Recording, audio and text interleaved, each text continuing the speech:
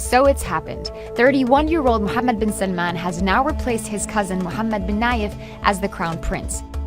He's now the first in line to the throne behind his father, King Salman. The change in succession was something many had speculated over, but the timing of the decision came a lot sooner than expected. Let's look at how this Saudi Game of Thrones has developed over the past 2 years and what it means for Saudi Arabia and the region. While Mohammed bin Salman's rise to power was fast, with the death of his uncle King Abdullah in 2015, his father Salman, Abdullah's half-brother, became king and changed the line of succession. He broke the rules and skipped a generation of brothers and senior princes, and instead promoted his son, Mohammed bin Salman, to a position of power as deputy crown prince, and had him serving under his 57-year-old cousin Mohammed bin Nayef, the crown prince. The two Mohammeds shared the country's power.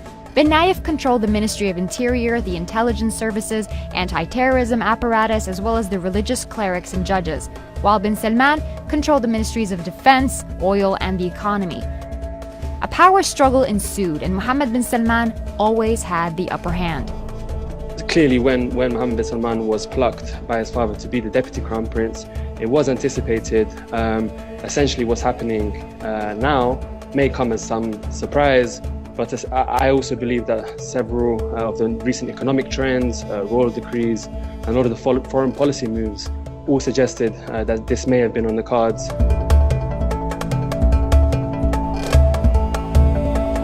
In an interview with Al Arabiya, Mohammed bin Salman called his first 2 years in office the quick fix years. He made sweeping moves, expanding his powers and undermining the influence of his older cousin bin Nayef.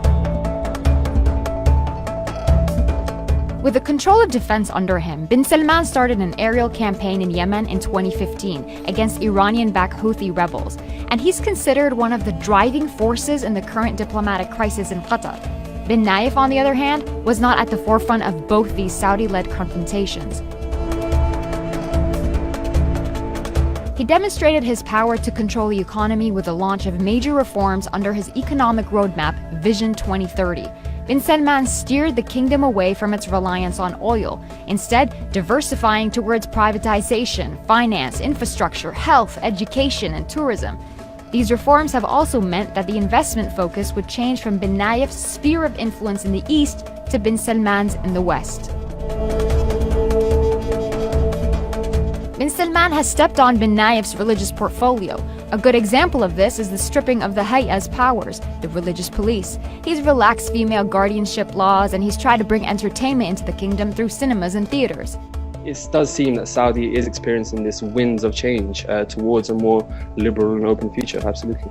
Bin Salman further undermined the power of his cousin by overseeing criminal investigations, setting up parallel intelligence and public prosecution committees.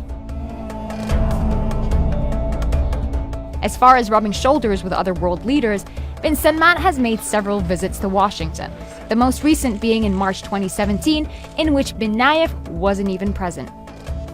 Meeting with Trump, Putin, Xi Jinping, he's raising his international profile and attracting wide media attention.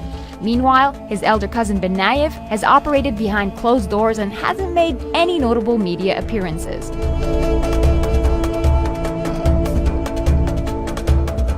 For Saudi Arabia, bin Salman's consolidation of power could give hope for a transformation of the kingdom. His reforms and alliances may leave way for a more progressive, modernized, and economically diverse kingdom. But his foreign policy initiatives as the Minister of Defense paints a different reality for some of Saudi Arabia's neighbors. Bin Salman has expressed and practiced a strong anti-Iran policy and has vowed to, and I'm quoting here, take the battle to Iran. His campaign in Yemen against Iranian-backed Houthi rebels is now in its third year and has left behind a large humanitarian cost. And as he is a driving force behind the diplomatic crisis with Qatar pushing for a more aggressive stance against the tiny Gulf nation, the question is, will this ambitious prince that's soon to be king transform the region for better or for worse?